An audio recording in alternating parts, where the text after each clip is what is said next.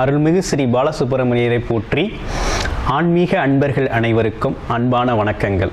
இப்போ நம்ம தொடர்ச்சியாக பார்த்தோம்னா நம்ம சேனல் மூலமாக ஜோதிடம் ஆன்மீகம் சார்ந்த தகவல்களை மாதம் நம்ம பார்த்துக்கிட்டு இருக்கோம். அந்த வகையில் பார்த்தோம் அப்படின்னா மாத ராசி பலன் அப்படிங்கிறது ஒவ்வொரு மாதத்துக்கும் நம்ம மாத ராசி பலன் ஒவ்வொரு ராசிக்கும் எப்படி இருக்கும் அப்படிங்கிற வகையில் 12 ராசிகளுக்கும் நம்ம தொடர்ச்சியாக பார்த்துக்கிட்டு இருக்கோம்.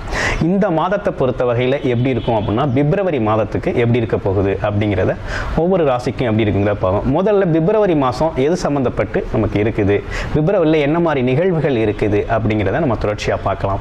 கிரக நிலைகள் எப்படி இருக்குது, பிப்ரவரி மாதத்தில் 4 கிரகங்களோட மாற்றங்கள் இருக்குது. அந்த மாற்றங்களுக்கு தகுந்தால் போல பார்த்தோம் அப்படின்னு கேட்டிங்கனாக்க நம்ம ஒவ்வொரு ராசிக்கும் வெவ்வேறு விதமான பலன்கள் ஒவ்வொரு 15 நாளைக்கும் ஒருக்க மாறுபடுது.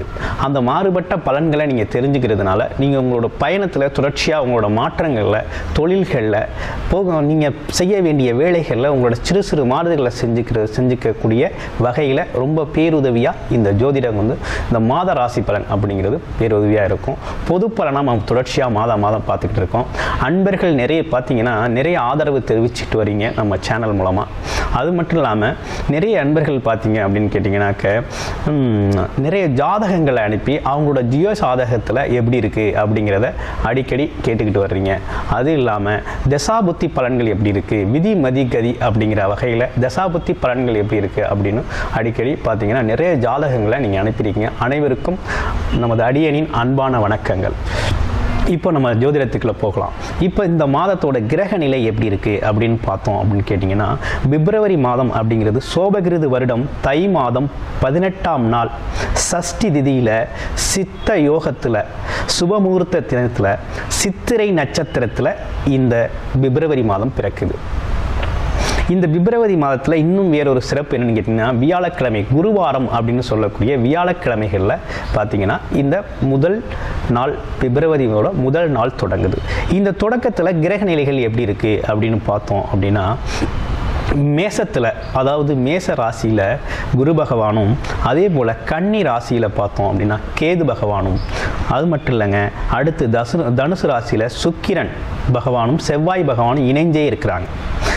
மகர ராசியில் பார்த்தோம் அப்படின்னா சூரியன் புதன் சேர்க்கை, அடுத்து கும்ப ராசியில் சனி பகவான், அடுத்து பார்த்தோம் அப்படின்னா மீன ராசியில் ராகு பகவான். இதுதான் இந்த மாதத்தோட ஆரம்ப கட்ட நிலை கிரக அமைப்பு. இந்த கிரக அமைப்பில் பார்த்தோம் அப்படின்னா பிப்ரவரி 14ஆம் தேதி தை 21ஆம் தேதி பார்த்தோம் அப்படின்னா செவ்வாய் பகவான் உச்சமாகிறார்.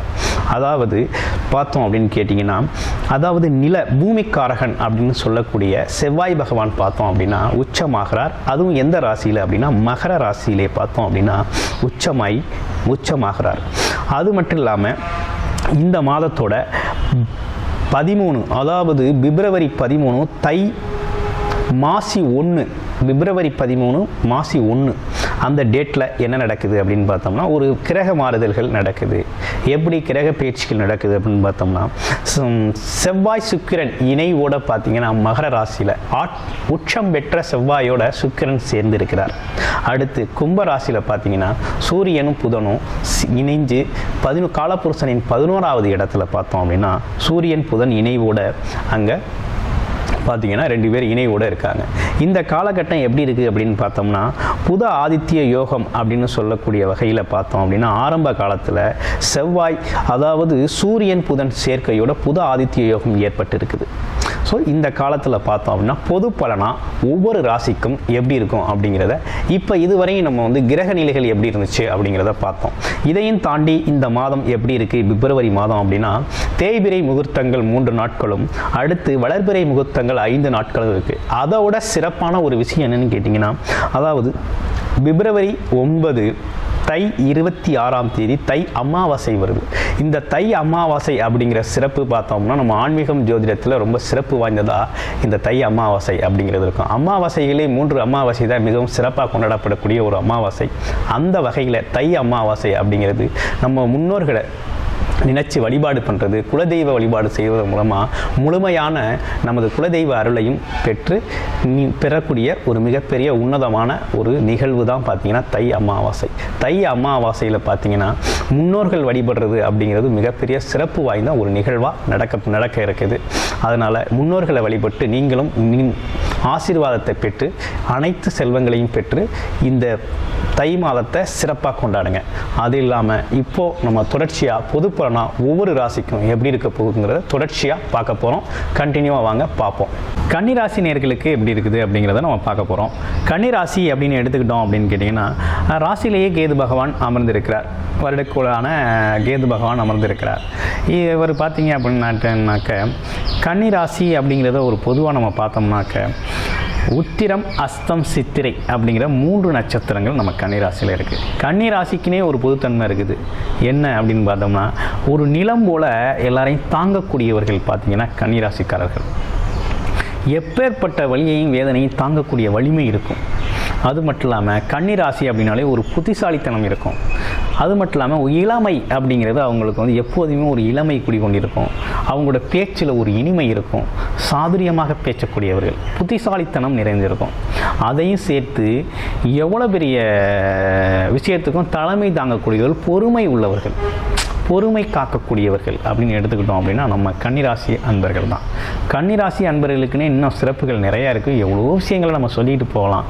ஆனால் ஏன்னா கன்னிராசி அப்படின்னு எடுத்துக்கிட்டோம்னால இப்போ கன்னிகா கேது பார்த்திங்கன்னா அவங்களுக்கு ஒரு யோகத்தை தான் கொடுத்துக்கிட்டு இருக்காரு இந்த காலகட்டத்தில். ஸோ அந்த வகையில் பார்த்தோம் அப்படின்னா பிப்ரவரி மாதத்துக்கு பொது பலனாக எப்படி இருக்க போகுது அப்படிங்கிறத நம்ம பார்க்குறோம். இப்போ பிப்ரவரி மாதத்தில் என்ன மாதிரி பலன் இருக்குது அப்படின்னு கேட்டிங்கன்னா, இப்போ அவங்களோட ராசிக்கு 2க்கும் 3க்கும் அதிபதி பார்த்திங்கன்னா 4ல் போய் இருக்கிறார். அப்போ 4ஆம் அதிபதி எங்கே இருக்கார்? 8ல் இருக்கார். அப்போது இந்த பலன் எப்படி இருக்கும் அப்படின்னு பார்த்தோம் அப்படின்னா, வருமானம் அப்படிங்கிறதும் முயற்சி அப்படிங்கிறதும் பார்த்திங்கன்னா எந்த இடத்துல இருக்குது? 4ஆம் இடத்துல இருக்குது. அப்போ வண்டி வாகனங்கள், வீடு சார்ந்த விஷயங்கள், திருமணம் சார்ந்த விஷயங்களில் முயற்சி செஞ்சுக்கிட்டவங்க எல்லாருக்குமே இந்த காலகட்டத்தில் அது சார்ந்த உழைப்புக்கேற்ற வருமானம் அப்படிங்கிறது கிடைக்கத்தான் போகுது. கிடைக்கிறதுக்கான வாய்ப்புகள் இருக்குது. அவங்கவுங்க ஜீவசாதகத்தில் நம்ம வந்து தசாபுத்தி அடிப்படையில் என்ன மாதிரி பலன்கள் போய்கிட்டு இருக்கு அப்படிங்கிறத நம்ம ஆய்வு பண்ணிக்கணும். அந்த வகையில் நம்ம கன்னிராசி அன்பர்கள் பார்த்தோம் அப்படின்னா நிறைய ஜாதகங்களை நமக்கு அனுப்பி நமக்கு வந்து நம்மக்கிட்ட பார்த்துருக்கீங்க. அது மட்டும் இல்லாமல் அவங்களோட ஜீவசாதகத்தில் எந்த அளவுக்கு அவங்களுக்கு வந்து தசாபுத்தி நடக்குது, சாதக பாதகங்கள் எப்படி இருக்குது, கிரக நிலைகளோட பலம் பலவீனங்கள் எப்படி இருக்குது அப்படிங்கிறதெல்லாம் தெரிஞ்சிருக்கீங்க. அந்த வகையில் தெரிஞ்சு நிறைய பேர் ஆதரவாக தெரிவிச்சிருக்கீங்க. உங்களோட உறவினர்கள் நிறைய பேருக்கு சொல்லி நமக்கு வந்து ஜாதகம் பார்த்துருக்காங்க. அந்த வகையில் கன்னிராசி அன்பர்களுக்கு நமது இந்த சேனல் மூலமாக உங்களுக்கு அனைவருக்கும் நன்றியை தெரிவிச்சுக்கிறேன். இப்போ இந்த வகையில் பார்த்தோம் அப்படின்னு கேட்டிங்கன்னா 4ஆம் இடத்துல இருக்க சுக்கிரன் செவ்வாய் அப்படிங்கிறது எந்த விதத்தில் உங்களுக்கு உதவி செய்ய போகுது அப்படின்னு பார்த்தோம்னா, 9க்கும் அதிபதி 2க்கும் அதிபதி 4ஆம் வீட்டில் இருக்கிறதுனால பார்த்தோம் அப்படின்னு கேட்டிங்கன்னா தாய் வழி உறவுகள்லேருந்து உங்களுக்கு உதவிகள் கிடைக்கக்கூடிய வாய்ப்புகள் இருக்குது. அதே போல் வண்டி வாகனங்கள் வாங்கக்கூடிய யோக அமைப்புகள் இந்த காலகட்டத்தில் இருக்குது. அது மட்டும் இல்லாமல் நீண்ட நாளாக உங்களோட அம்மா சொத்து உங்களுக்கு கிடைக்கணும் அப்படின்னு சொல்லி முயற்சி பண்ணியிருந்தீங்கன்னா அம்மா சொத்து இருக்கணும். அது மட்டும் இல்லாமல் அம்மாவுக்கு சார்ந்த உறவுகள்லேருந்து உங்களுக்கு பார்த்திங்கன்னா நிறைய உதவிகளும், அது பிரிஞ்சு சென்றவங்க பார்த்திங்கன்னா உங்கள் கூட நட்பு பாராட்டுறதுக்கூடிய ஒரு நல்ல காலகட்டமாக இந்த காலகட்டம் இருக்குது. வருமானம் அப்படிங்கிறது பார்த்திங்க அப்படின்னா சுகஸ்தானங்கள், அதாவது எலக்ட்ரானிக்ஸ் துறையில் வேலை பார்க்குறவங்க, ஐடி ஃபீல்டில் வேலை பார்க்குறவங்க, அடுத்து பார்த்திங்கன்னா கெமிக்கல் இண்டஸ்ட்ரி, பெயிண்டிங் இண்டஸ்ட்ரி, அடுத்து பார்த்தோம் அப்படின்னா ஃபர்னிச்சர் இண்டஸ்ட்ரீஸில் ஒர்க் பண்ணுறவங்க எல்லாருக்குமே பார்த்திங்கன்னா இந்த காலகட்டம் பார்த்திங்கன்னா ஒரு நல்ல வருமானம் தரக்கூடிய நல்ல காலகட்டமாக இந்த காலகட்டம் இருக்குது. அடுத்து பார்த்தோம் அப்படின்னா 5ஆம் வீட்டில் நீங்களும் உங்களோட ராசி அதிபதியும் 12ஆம் அதிபதியும் சேர்ந்து 5ல் இருக்காங்க. அப்போ பூர்வ புண்ணியத்தில் எப்படி இருக்கும் அப்படின்னு பார்த்தீங்கன்னா, பூர்வ புண்ணியத்தை பொறுத்த வகையில் இந்த காலகட்டம் அப்படிங்கிறது கொஞ்சம் பொருந்தாமல் தான் இருக்குது. அதனால் பிறந்த இடத்துல, அதாவது பூர்வ புண்ணியம், அதாவது நீங்கள் உங்களோட தந்தை உறவுகள் சார்ந்த விரிசல்கள் ஏற்படக்கூடிய வாய்ப்புகள் இருக்குது. அதனால் இப்போ இந்த 1 மாத காலகட்டம் மட்டும் உங்களோட உறவுகள், தந்தை சார்ந்த உறவுகளில் வாக்குவாதங்களை தவிர்த்துக்கிறது நல்லது. தந்தையோட உடல் நலனில் அக்கறை செலுத்துறதும் இந்த காலகட்டம் நல்லதாக இருக்கும். உங்களுக்கும் தந்தைக்குமான உறவு அப்படிங்கிறது கொஞ்சம் பார்த்திங்கன்னா விரிசல் வரக்கூடிய காலகட்டமாக இந்த காலகட்டம் இருக்குது. அதனால் கொஞ்சம் கவனமாக இருங்க. பூர்வீக சொத்துக்கள் பார்த்திங்கன்னா பிரச்சனைகள் அதில் வந்து எடுத்துக்காமல் அது சார்ந்த வாக்குவாதங்கள் வச்சுக்காமல் இருங்க. இது பார்த்திங்கன்னா பூர்வீகத்தில் நீங்கள் வந்து வழிபாடுகளை அதிகப்படுத்துங்க. அதாவது குலதெய்வ வழிபாடுகளை அதிகப்படுத்துங்க. அப்பாவுக்கு வேண்டிய உதவிகளை செய்யுங்க. விட்டு கொடுத்து போங்க. உங்கள் வாழ்க்கை சிறப்பாக இருக்கும் இந்த காலகட்டத்தில். அது மட்டும் இல்லாமல் பார்த்தோம் அப்படின்னா 6ஆம் இடத்துல சனி பகவான் ஆட்சி பெற்று இருக்கிறது அப்படிங்கிறதுனால எப்படி இருக்கும் அப்படின்னா கன்னிராசிக்காரர்களுக்கு பார்த்தோம் அப்படின்னா கை கால் வலி சோர்வு அப்படிங்கிறது கொஞ்சம் இருக்கத்தான் செய்யும் இந்த காலகட்டத்தில். அதுக்கு வந்து தவிர்த்துக்கிறது அப்படிங்கிறது பார்த்தோம் அப்படின்னா வழிபாடு செய்கிறது மூலமாக நீங்கள் தவிர்த்துக்கலாம். ஆஞ்சநேயர் வழிபாடு செய்கிறது மூலமாக உங்களுக்கு பார்த்திங்கன்னா ஆரோக்கியம் வந்து மேம்படக்கூடிய காலகட்டமாக இருக்குது. அதே போல் கடன் அப்படிங்கிறது பார்த்திங்கன்னா ஒரு பெரிய லெவலில் இந்த காலகட்டம் வந்து தொழில் சார்ந்த கடன் கேட்டிருந்தீங்கன்னா அப்படிங்கன்னா கண்டிப்பாக தொழில் சார்ந்த கடன் அப்படிங்கிறது உங்களுக்கு கிடைக்கும். தொழில் முயற்சிகள் வெற்றியடையும். வேலை செய்பவராக இருந்தால் வேலை அதிகப்படியான உழைப்பு செலுத்த வேண்டியிருக்கும். வருமானம் அப்படிங்கிறது கொஞ்சம் பற்றாக்குறையாகவே வரக்கூடிய காலகட்டம் தான் இந்த காலகட்டம். ஆனால் வருமானத்தை அதிகப்படுத்தணும் அப்படின்னா நீங்கள் வந்து உழைப்பையும் அதிகப்படுத்தணும். உடல் சார்ந்த ஆரோக்கியத்திலையும் கவனம் செலுத்த வேண்டிய காலகட்டம். 7ஆம் இடத்தில் இருக்க ராகு பகவான் பார்த்திங்கன்னா நண்பர்களோட சேர்ந்து ஊர் சுத்த வைப்பார். அதே போல் கெட்ட பழக்க வழக்கங்களுக்கு தன்னை ஆட்படுத்தக்கூடிய ஒரு காலகட்டமாக இந்த காலகட்டம் இருக்குது. அதனால் பார்த்தீங்கன்னாக்கா மது பிரியர்களோட சேராமல் அதே மது விறந்துற நண்பர்களோடவும் கொஞ்சம் பார்த்தீங்கன்னா பழக்க வழக்கங்களை தவிர்த்துக்கிறது இந்த காலகட்டம் நல்லாயிருக்கும். வாக்குவாதங்கள் தவிர்க்கப்படுறது. இதனால் பார்த்தீங்கன்னா உறவுகளில் சிக்கல் வரக்கூடிய வாய்ப்புகளும் இருக்குது. அதனால் இந்த விஷயங்களை தவிர்த்துக்கங்க. வண்டி வாகனங்களில் நண்பர்கள் கூட செல்வது அப்படிங்கிறதும் அதே போல் நீண்ட தூர பயணம் செல்வது அப்படிங்கிறதும் தவிர்த்துக்கிறது இந்த காலகட்டம் நல்லதாகவே உங்களுக்கு இருக்கும். தவிர்த்துக்கிட்டால் உங்களுக்கு ஒரு நல்ல காலகட்டமாகவே இந்த காலகட்டம் இருக்கும். 8ஆம் இடத்துல இருக்க குரு அப்படிங்கிறது பார்த்தீங்கன்னா ஒரு திடீர் அதிர்ஷ்டம் அப்படிங்கிறது வந்து உண்டு. அது எந்த மாதிரி இருக்கும்னா ஏற்கனவே பேங்க்ல நீங்கள் டெபாசிட் பண்ணி வச்சுருந்தீங்க அல்லது ஏதேனும் ஒரு துறையில் முதலீடு செஞ்சு வச்சுருந்தீங்க அப்படின்னா அந்த முதலீடு சார்ந்த வருமானம் அப்படிங்கிறது இந்த காலகட்டத்தில் தூங்கக்கூடிய காலகட்டமாக இந்த காலகட்டம் உங்களுக்கு இருக்குது அப்படின்னே சொல்லணும். மறுபடி உங்களோட ராசிநாதன் 5ஆம் இடத்துல இருக்கிறது அப்படிங்கிறது அவர் 10க்கும் அதிபதியாக இருக்கிறது அப்படிங்கிறதுனால தொழில் சார்ந்த விஷயங்களில் இப்போ அதிக முதலீடு செய்யாமல் கவனமாக இருக்கிறது அப்படிங்கிறது ரொம்ப நல்லதாகவே இருக்கும்.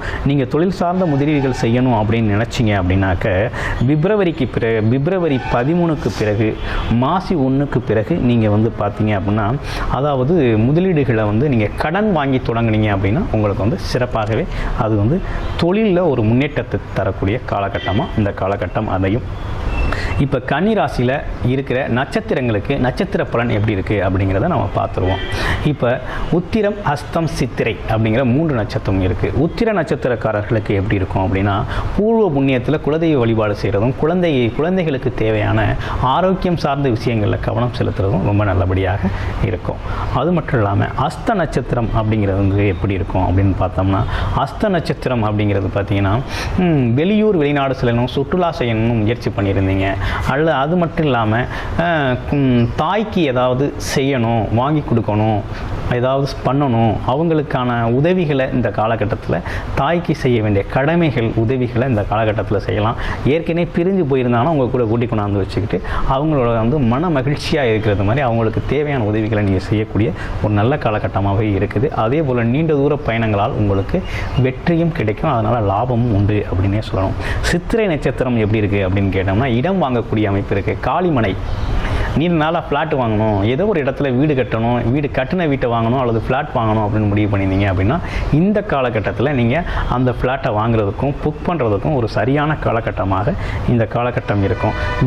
வீடு தான் கட்ட முடியல இடமாவது வாங்கலாம் அப்படின்னா இந்த காலகட்டம் இடம் வாங்கக்கூடிய பொருளாதாரம் அப்படிங்கிறது உங்களோட மனைவி மூலமாக கிடைக்கக்கூடிய வாய்ப்புகள் இருக்குது. அந்த உறவுகளில் உங்களுக்கு பணம் பொருள் பார்த்திங்கன்னா உதவிகள் கிடைக்கும். நீங்கள் இடம் வாங்கக்கூடிய ஒரு நல்ல அமைப்பு அப்படிங்கிறது இந்த காலகட்டத்தில் அமையுது அப்படின்னே சொல்லணும். ஸோ கன்னிராசி அன்பர்களுக்கு இந்த ஒரு பிப்ரவரி மாதம் அப்படிங்கிறது பார்த்தோம் அப்படின்னு கேட்டிங்கன்னா நிறை குறைகள் நிறைந்த மாதமாகவே இந்த மாதம் இருக்குது.